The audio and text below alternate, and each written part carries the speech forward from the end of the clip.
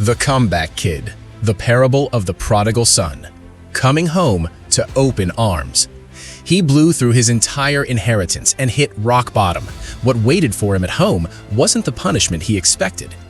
The ultimate welcome back. Jesus tells a story about a father with two sons.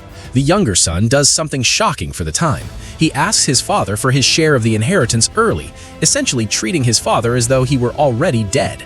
The father, without argument, divides his estate and gives the younger son his portion. Not long after, the son packs up everything and leaves for a distant country where he burns through the entire inheritance on reckless, wasteful living. Just as the money runs out, a severe famine hits the region, and the son is left with nothing. Desperate, he takes a job feeding pigs, about as low as a Jewish man could sink in that culture, and gets so hungry he's tempted to eat the slop meant for the animals because nobody will give him anything. It's in this rock-bottom moment that he finally comes to his senses, remembering that even his father's hired servants have more than enough food, while he's out here starving. He decides to go home, rehearsing an apology along the way.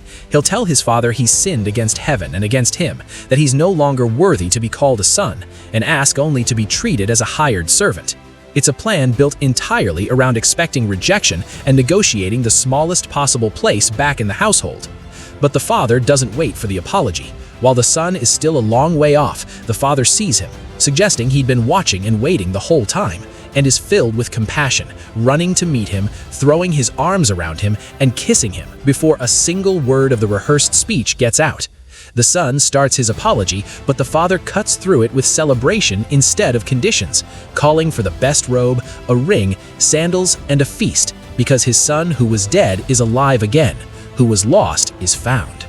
The older son, who stayed and worked faithfully the whole time, is furious when he hears about the celebration, refusing to go in and pointing out he never got so much as a party for his loyalty. The father goes out to him too, gently reminding him that everything the father has always been his, but that celebrating a brother who was lost and is now found is simply the right response to a return like this.